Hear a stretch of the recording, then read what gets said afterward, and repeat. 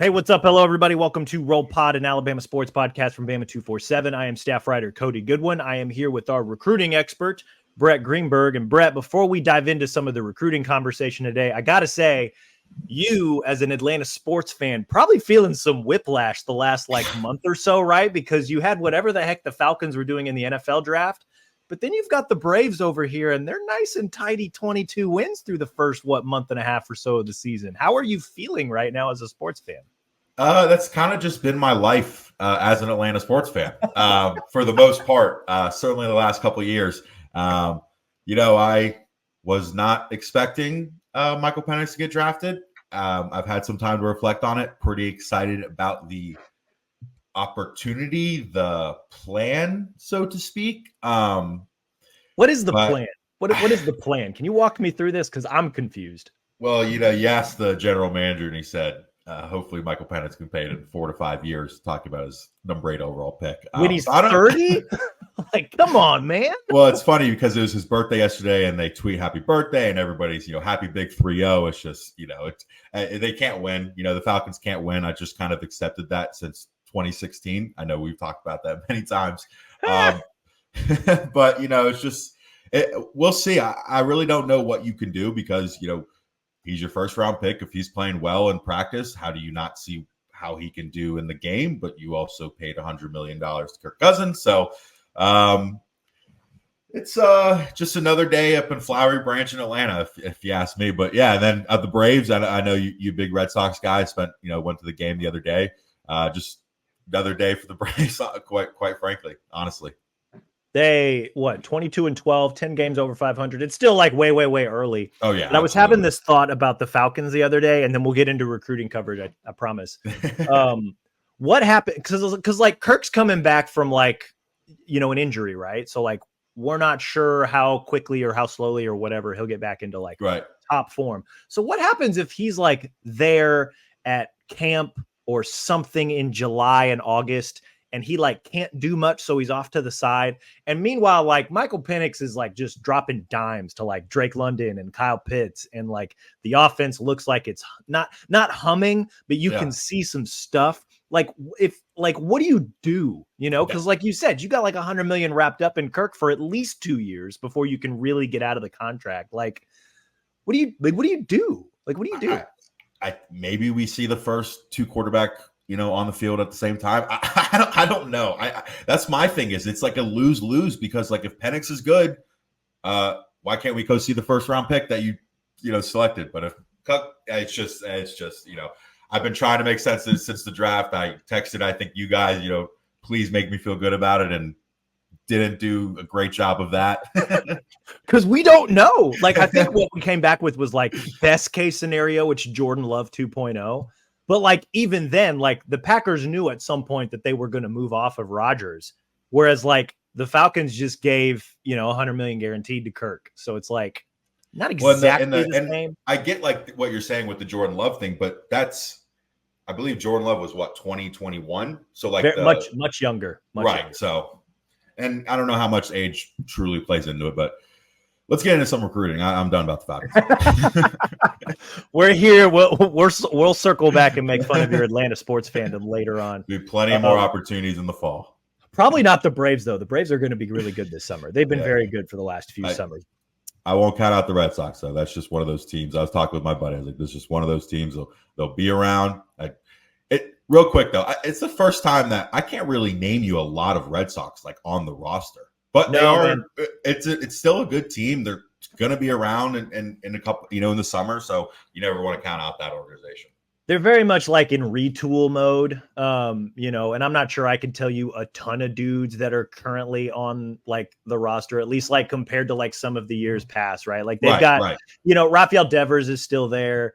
They've got Yoshida's the designated hitter. Kenley Jansen, I think, is still as kind of there as a utility guy, but they've got, I think they're in the process of building a decent pitching rotation, but just a lot of new dudes that, and I'm not the most diehard of Red Sox fans, but I'll flip them on when they're on TV and I can catch them, or if I can listen to them, or I'll check the box scores. But yeah, this year and a little bit last year is kind of I'll be looking at the box scores and I'm who in the world are these people that are playing for Boston right now? Like, I have no idea. So And I then need you to look, and I think they're at 500 or game above 500. It's just one of those teams, organizations that just pretty much always wins. they're scrappy. So Yeah. I don't know that, like they've got dudes because they're Boston. They're always going to have dudes, but Yeah. they don't have like the dude that's going to like push them over the top. So we'll see. I don't know. Yeah. I usually circle back to baseball like middle of June, and it's like, all right, what do the standings look like? Like who's good? Like who do I? Yeah, need I to don't blame you. I don't blame you at all. Yeah, It's too long of a season for sure. Too many games. Too many games. But we're here to talk recruiting. That's what Brett is an expert at, aside from his Atlanta sports fandom. Figured we could catch up with recruiting as we're about to hit the summer months. There's a lot going on because there's always a lot going on with recruiting. I figured we could touch on some of the more recent commitments. We can kind of take a little bit of a bigger picture look at Alabama's 2025 recruiting class, 10 total commitments in that class. We'll get a kind of pick Brett's brain here about just some of the important dates that are coming up this summer and maybe some of the things that are on his calendar. But I wanted to start here first, Brett. Kalen DeBoer was hired about 4 months ago this week. As Alabama's new head coach. You have been on the trail. You have been talking with guys who have hit the portal, guys that have come in to take visits, both official and unofficial, guys that are getting offers, guys that are seeing these coaches out on the recruiting trail. I'm curious, what have you maybe learned about the way Kalen DeBoer has gone about, the recruiting process, or what have you learned about this new look Alabama staff when it comes to recruiting? Like, what are you hearing from some of the kids in terms of, the pitch that these guys are trying to sell to these guys that they want to bring to Tuscaloosa? Yeah, I think, it was one of those things that I heard on really early when he was first announced, talking to some guys out west and how they went about recruiting, kind of trying to learn how this staff would go about it. And one of those things I did learn, I think I've talked about this as well, but I keep hearing it, is, when these kids go on visit, there's a coach to the left, the front, behind, and the right to them. I mean, they've got multiple people talking to them at many times. The moms and the mothers and the fathers continue to bring that up to me about how they're always being surrounded by people. And one thing I found interesting that, I try to ask every recruit that has visited, with the Saban era compared to the DeBoer era is, they always, most of them, it's a different vibe. Now, in a positive way for most of these kids. A lot of these kids, they're 15, 16, 17 years old, and they used to go into Nick Saban's office or, in that facility. It was kind of uptight. And I think we've seen some reports of that as well, kind of just from other outlets and things like that. But they talked about, everybody brings up the music, and it's kind of, I wouldn't say silly, but how much that maybe makes a difference. Talking to some guys that have had conversations in Nick Saban's office compared to with Caleb DeBoer, just a little bit more laid back and, not knocking Saban at all. Obviously, what he did was masterful and probably will never be replicated at a recruiting stage. But what I continue to hear is just maybe a little bit more personable. People keep bringing up Caleb DeBoer's faith, which I think is kind of an interesting thing that people keep, buying into that type of thing. But overall, it just kind of seems like maybe just a little bit more relaxed.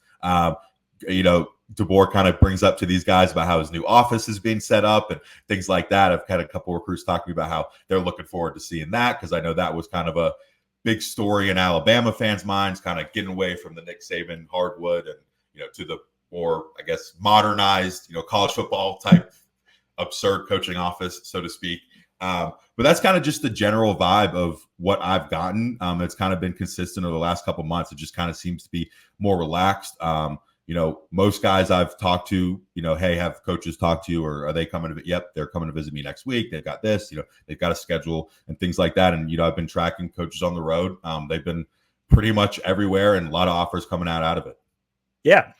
It's interesting that you say that, because I think we, in the conversations that we've had with some of these guys in spring ball, I think it was Deontay Lawson who said something basically to the effect of, and this is not a knock on Saban, so to speak, because like you mentioned, like just kind of different coaches, different philosophies, different ways to approach the game. One of the fun things about football, but I think the way Lawson phrased it, if I remember right, was just, like Saban was very much focused on, when you guys are at practice, you're focused on practice. When you're not at practice, you're focused on your academics. And then you kind of weave, the interpersonal relationships kind of in between there. Whereas like DeBoer, like very upfront, like, hey, like I am like just very excited about the fact that you're here. I'm very excited about what you can do. Just a little bit of a different approach, right? Like they have the same, 3 priorities, so to speak, but just like maybe in different orders, right? Yeah. So like, yeah. it's been kind of interesting to hear about that from the recruiting side as well. Because for all intents and purposes, and we'll get into this now, it seems like recruiting's been going fairly well for these guys. What's maybe, before we get into some of the nitty gritty, just kind of surface level at the very top here, what's been your sense of just the way that these guys have gone about it, and just maybe the feedback that you're getting from some of the kids? Like, it seems like they may be enjoying this a little bit. Yeah, I mean, I think, you sit here at I believe it's the number 7 class with 10 commitments. If I was, sitting there as an Alabama fan, I'm pretty happy with where the class is right now. And, I've talked about it multiple times on this podcast, on the boards and things like that. And you mentioned Caleb DeBoer's been here for 4 months, but, that may seem like a long time, but he's still a little bit behind on some of these, Southeast, Florida, North Carolina, these guys maybe out east that he didn't maybe recruit over at Washington. So he's still making up time there. And I've said it, I think these guys going on visits in the spring or in the February and then returning for further visits in the spring, returning for official visits, I think those are major wins right now. I know everybody wants a commitment, and that's the ultimate thing. I'd argue maybe a commitment means less than ever these days. And quite frankly, I don't even know if an NLI means anything these days either. But certainly nice to have these guys in the boat. But yeah, I think it's a good start, so to speak. It's pretty defensive heavy. I think we've seen, we talked about it right before we got on here, quite a few linebackers on the commitment list. There's quite a few linebackers still on the target list. So kind of interesting to see how they're going about maybe checking off each position, so to speak. And it's also kind of a little bit different compared to the Saban days of, maybe Saban didn't have the highest ranking, recruiting class at this time or in the summer, and then he, goes to number 2 and can walk in any, living room and get a commitment. DeBoer's getting as many guys as he can right now. So it's an interesting start. You've got, freak athletes, especially on the defensive side, with multiple guys who can play, different levels. I think we've talked about that too, is getting these guys in the building and kind of figuring out where you want to play them type of thing. So I think it's a good start. 100%. The 2025 class recently picked up a couple of commitments over the last month. 2 of them in back-to-back days, right? You might have to help me with the pronunciation here. Wide receiver out of New Jersey, Lozier Brooks. Am I close? I believe that is correct. Okay, he committed middle of the month. And then the very next day, Jaden Harmon out of Rome, Georgia, linebacker, 4-star linebacker, also committed. Those are the 2 most recent commits, Brett. What can you tell us about these 2 guys? Yeah, Lozier Brooks, kind of to be completely honest, kind of caught me by surprise. I think it caught a lot of people by surprise. This kid sounds silly, but doesn't have a Twitter, just has an Instagram. Twitter's kind of the main point of communication, main everything right now. So it's kind of never really came on my radar. Turns out he camped one time last summer in June at Alabama, picked up an offer, I don't even know if he reported it.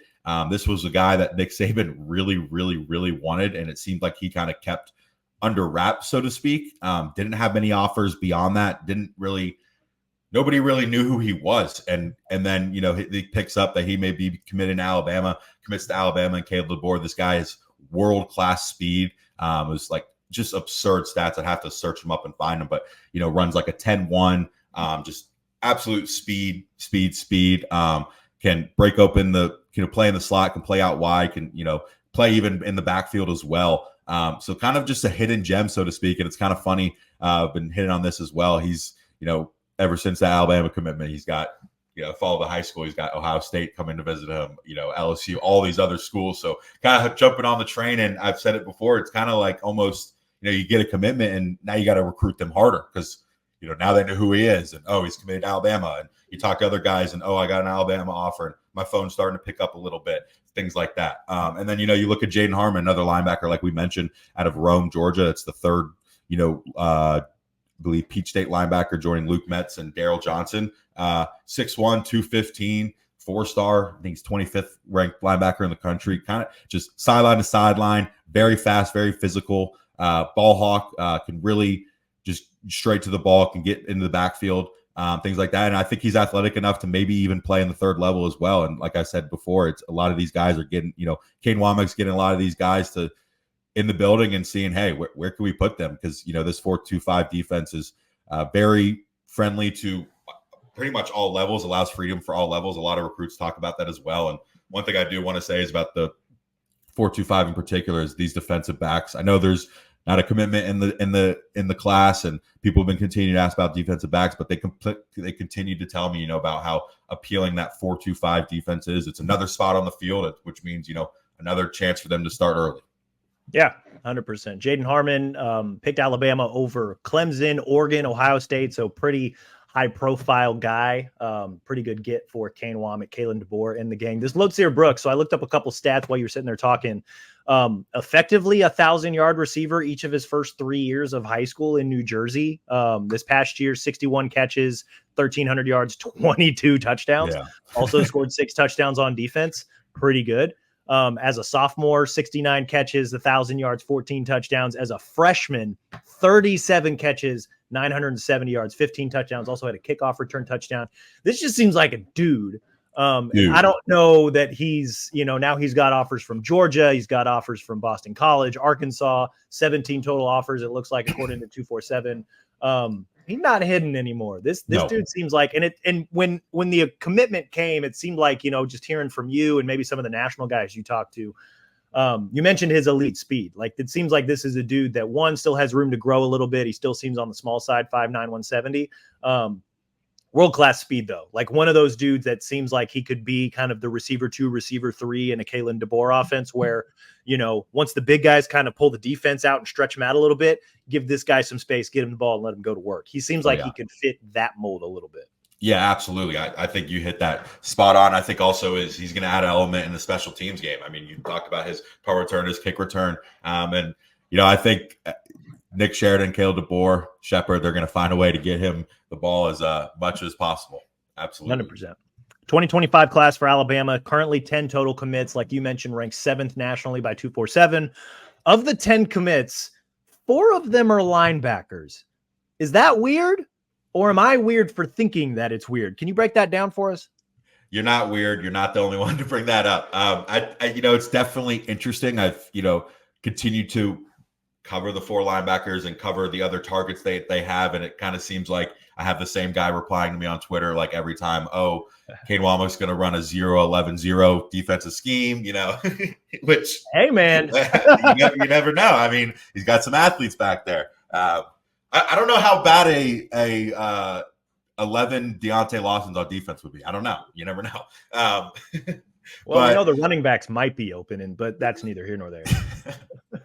But yeah, no, it's definitely interesting. But when you kind of look into each commitment, I think they offer a little bit different. You look at Luke Mentz. I know some people would say, hey, 3-star, Alabama fans, 3-star. But this is a guy who has it, not only on the field with athleticism and speed and hard hitting, he's got it in between here. I've heard that from his coach. I've heard that from him. I've heard that from his trainer. And I've heard that from, a couple of analysts, just watching his game. And he takes a lot of pride in that. He wants to be that center of the defense, that him taking the calls, him getting the checks, him, making sure the D-line's lined up, the cornerbacks are good and all this thing. So he offers that. He offers, obviously great play making and skills as well, but he's got really, really good mentals.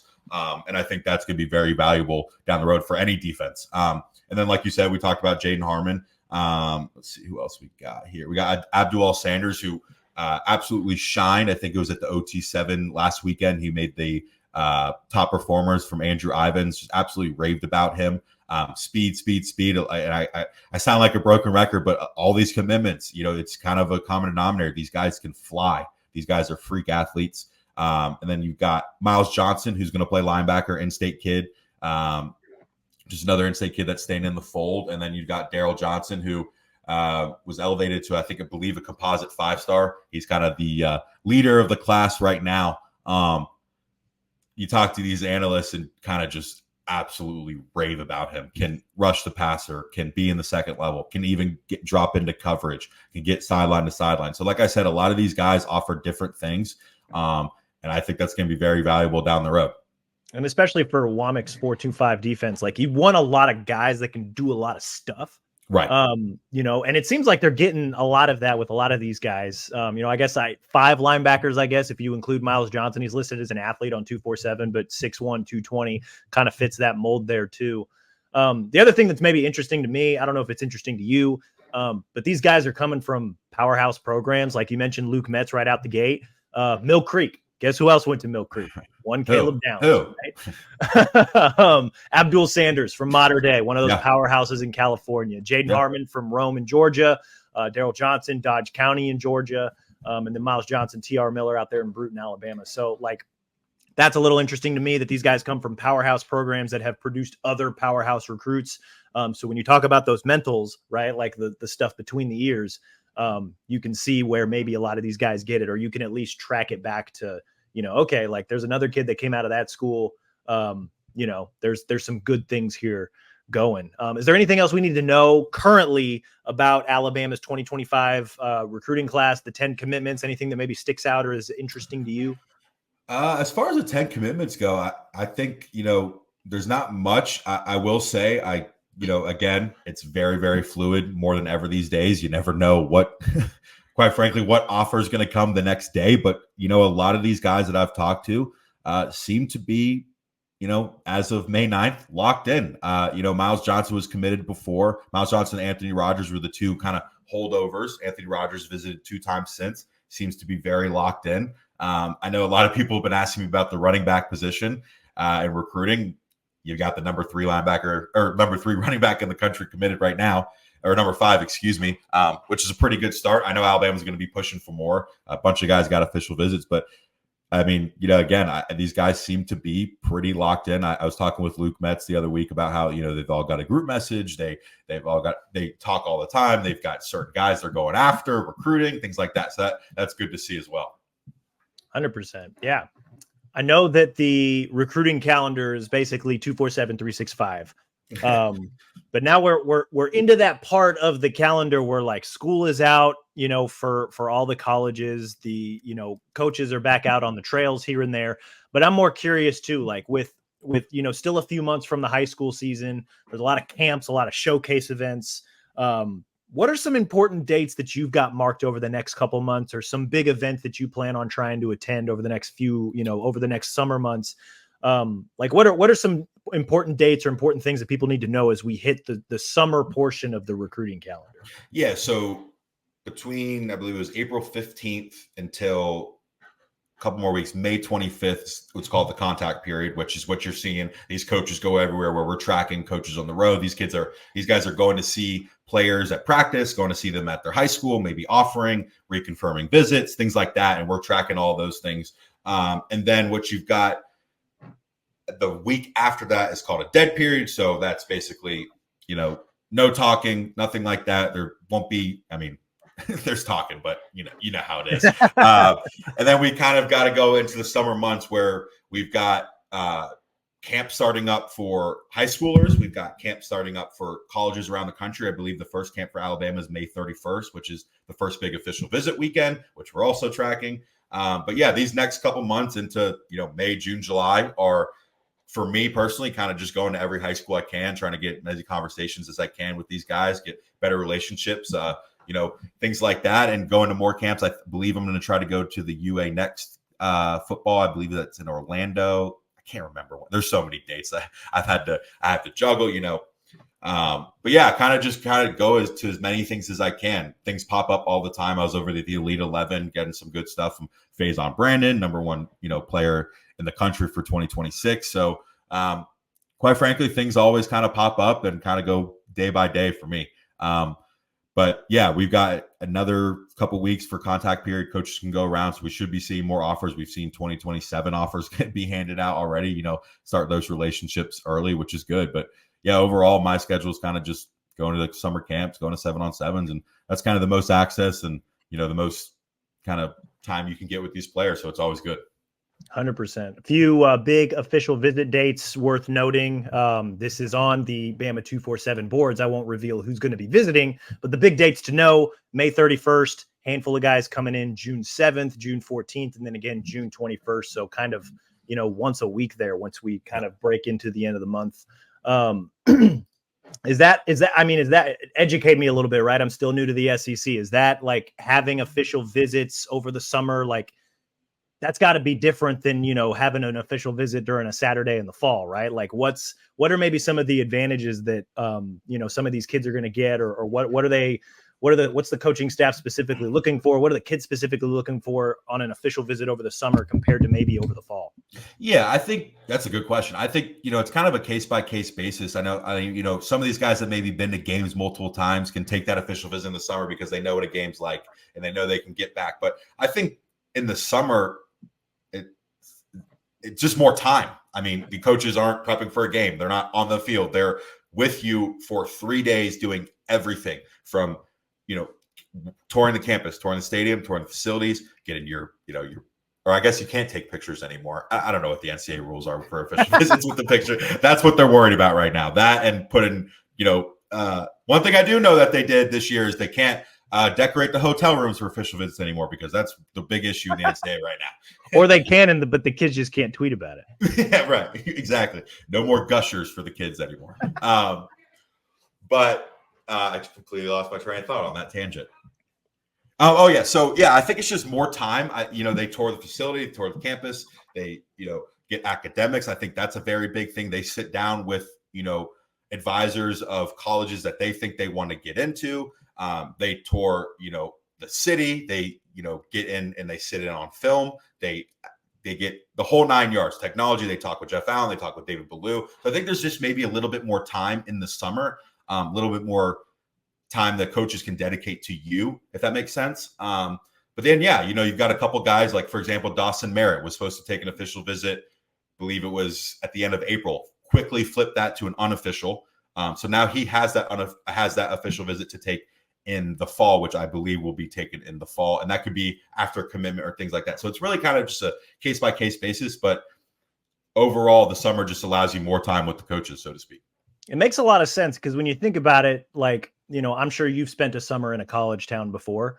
It's a lot quieter. There's not nearly as many kids there. And so like the one summer I spent in Iowa City, like it was a lot of fun to just like get to, there's not as many people there. You get to kind of walk around and really get to see and explore the place a little bit. So it makes a lot of sense that that's probably also the case for, these recruits that are coming in. Like you get to come into Tuscaloosa in the summer when it's quieter. There's not nearly as many people there. There's not a ton going on. There's still some stuff going on because it's college town, but you really kind of get to see the place a little bit more. Yeah. Yeah, absolutely. And I think that's a great point. But the other side of it too, it's interesting. A lot of these guys I talk to as well say, hey, I was there, but it was, their spring break. I kind of want to see what it looks like, on a Tuesday at noon on the quad. Like what does it really look like? But yeah, no, absolutely. You're absolutely right. 100%. One last thing I wanted to pick your brain about, and it has nothing to do with recruiting. It has everything to do with Alabama softball. You, in a past life, used to cover Alabama softball. Alabama softball recently played the only game they'll play in this year's SEC tournament. Lost a 14-inning barn burner to LSU, 3-2. Did you? Well, I know you watched the game because you and I were texting about it yesterday. But I am like, what did you think of, one, the game, and two, what did you think of Alabama softball this season? It seems like this is like the rarest of rare down years for Patrick Murphy and the gang. Yeah. Yeah, it absolutely is a down year. There's no denying that. I think, kind of followed it as much as I could throughout the year. It's just kind of more of the same, so to speak, kind of just offensive struggles. That you bring in Caleb Rowe, who, won a national championship in 2012 with him to kind of be the new assistant coach, kind of help out with hitting. And, it did well, but it just never maybe kind of came all together. The SEC tournament game, I think, we were joking. I'm like, of course, the first of the 4 game goes to 14 innings. Like that's just the most typical tournament thing of all time. It's not very related to Alabama, but I think my biggest takeaway was like that the LSU pitcher threw like 197 pitches. And she threw more than 200. Or she finished more than 200. Okay, yeah. And she's probably going to pitch today. I even covering Alabama, even covering Montana Fouts, like that will never cease to amaze me. Like it just doesn't make sense to me. I've had it explained to me. It just still will never make sense to me. But yeah, overall, it was a disappointing season for Patrick Murphy. I know a lot of people are, want him gone. I do not think you need to get rid of Patrick Murphy. What he's done for that program cannot be put into words. I think he will be just fine. Yeah, no, it was an interesting game, but it was also, following the team on and off throughout the season. It seemed like the formula was you need maybe not an ace pitching performance, but pretty close to an ace Yeah. pitching performance night in, night out because of the offensive struggles. And I know that they brought in a new hitting coach, and that's not something that's going to change overnight, right? Like you would expect them to maybe incremental improvements over the next few years to get where they maybe want to go. But like we all watch baseball and softball, you got to hit. You got to find a way to hit. And they, after the first inning, couldn't do it. I think I was keeping track of this. They had runners in scoring position in the first, obviously, when they scored 2 runs, but they also had runners in scoring position in the 4th, 8th, 10th, 11th, 12th innings. All of them were stranded. Any one of those cross the plate, you win the game, right? And then, if I know Murphy, that is, I mean, he's reading that back to himself right now. He's read that back to himself a lot. That's one thing that gets him going, but big time. Just missed opportunities. But no, I know that you obviously you still follow, and you covered the softball team previously, and we've been obviously keeping tabs on them this past season. So I was kind of curious what your takeaway was. It seems like they're still, based on RPI and just strength of schedule and all that stuff, they're in a good position when it comes to the NCAA tournament. Going one and done at the SEC tournament may not help them in their pursuit of potentially hosting a regional. So they may fall to that 2 line when it comes to the SEC or the NCAA tournament.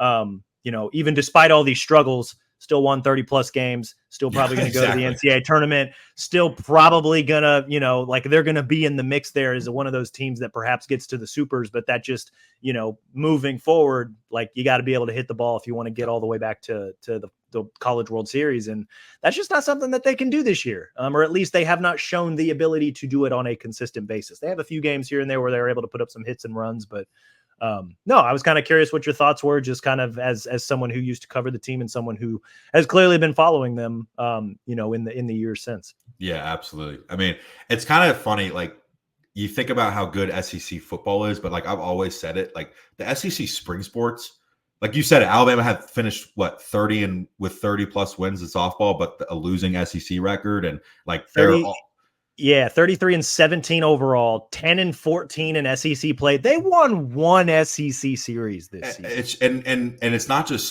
baseball.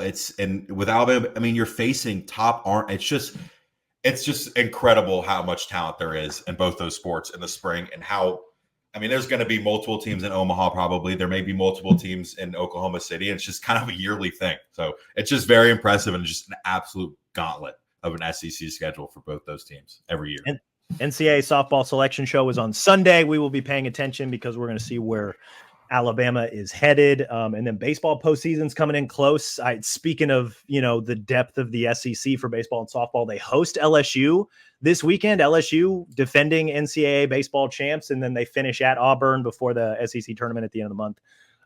So that's kind of our rough schedule, but Brett always chock full of recruiting stuff. Obviously, you guys need to subscribe to Bama 247 to read all of his great recruiting insight and intel. Brett, you got anything else for us before we sign off today, softball or otherwise? I think we're all good.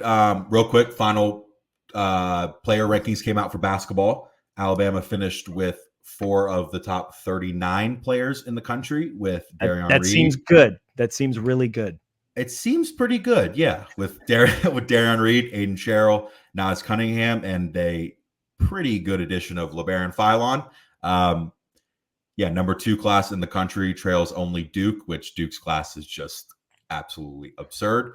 But yeah, I think it's a pretty impressive class.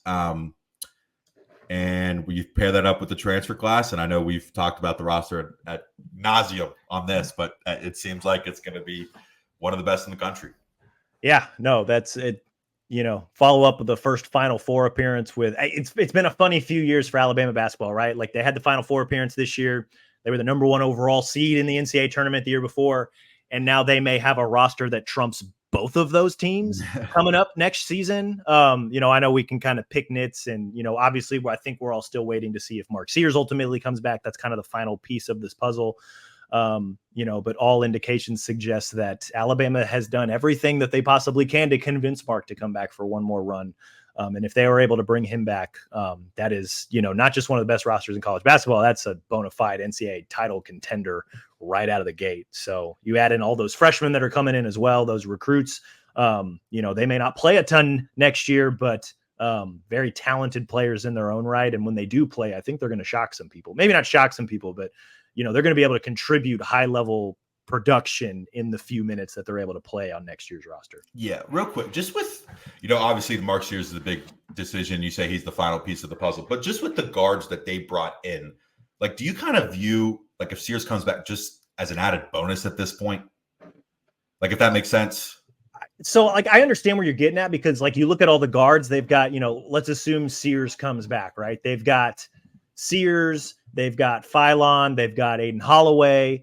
Trelly maybe a little bit. If Trelly's coming back, he's a guy that can bring the ball up the court. Houston Millette, the Pepperdine, like, he's just a sharpshooter, so, like, we'll see about his point guard abilities. But, like, they've got dudes. Like, they've got dudes everywhere, and obviously you want Mark Sears because, last year I think he proved that, one, he can score at the highest level, and not only score, but score consistently. Like, you could always you could put it in Sharpie almost that Mark Sears is going to score 20 points a game. I think you want that, right? And I think, anytime you can add a consensus All-American to the roster, into the lineup, you find a way to do it and you make it happen. Which is why it's funny, you talk about this recruiting class coming in 4 top 40 guys in the country. Almost everywhere else, those guys are probably going to play, possibly even start for, whatever school they decide to go to. But to come into Alabama, and in the case of like Philon, for example, like, he's going to get a year to kind of sit and learn under Mark Sears, assuming he comes back. He's going to have a year to kind of learn under Trelly, under Aiden Holloway. And if there's one thing that we've maybe learned about, Nate Oates, is that, he's going to put the pieces together. They obviously recruit specific pieces for specific reasons. So how the puzzle ultimately comes together, I'm sure he's got an idea of in his mind. But, when you got all these dudes coming in, like, Rodak and Scarborough and I were kind of talking about it. Now that they've got Clifford in the fold, you stick him at the 5, probably put Grant Nelson at the 4, leave them there.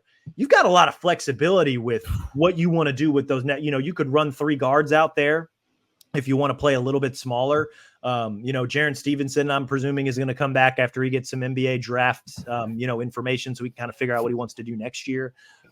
You could stick him at the 3. You've got Youngblood there who can give you good minutes at the 3. You can kind of alternate some of the point guards. It's going to be really interesting to see how Oates puts the whole puzzle piece together. And it may not be something that we really see, okay, this is what this team is going to do until January or so. Because you look at kind of the way last year's team went. Part of it was, the super tough non-conference schedule. But, I mean, we could kind of tell through December and then early January that, okay, this team can score with anybody. They can't really defend. This is kind of what the team is going to be. And they kind of leaned into that through the SEC schedule. I'm very curious to kind of see, because they're going to have a lot of these same pieces back for next year. But they're going to have a lot of new pieces and new faces too, like perhaps even more so than last year. So, like, how does Oates put the puzzle together? That's what I'm really most curious about. And that's, combine that with another tough non-conference schedule. And then obviously the SEC has been very, very good in recent years. We may not really truly know what this team looks like or what they could look like, until probably sometime in mid-January or so, which I think is going to be the fun part, right? We're going to get to see this team kind of grow a little bit. And, again, very interesting to kind of see how the puzzle comes together. It's super exciting when you got a roster of this talent and this caliber. Brett, we appreciate you making some time for us. That's all we've got today. We'll be back sometime next week to maybe discuss some more spring football stuff, maybe dive into a little bit more of this basketball conversation, since I know that a lot of people are really, really excited about next year's basketball team. So kind of up in the air. We're kind of in that part of the calendar where it's like, hey, we're going to have to kind of do our best to come up with some podcast content here, but we're going to try to keep it rolling once, perhaps twice a week, depending on if we get some big news here and there. Not expecting any, but got to stay nimble and flexible, right? In the meantime, though, be sure to rate and review the show wherever you listen to your podcast, Apple, Stitcher, Spotify, even our Bama 247 YouTube page. Subscribe to Bama 247 and 247 Sports, if for no other reason than to get Brett's excellent recruiting intel and coverage at Bama247.com. Again, Brett, thank you for joining us. As always, we appreciate you guys listening, and we will talk to you all again soon. See you guys.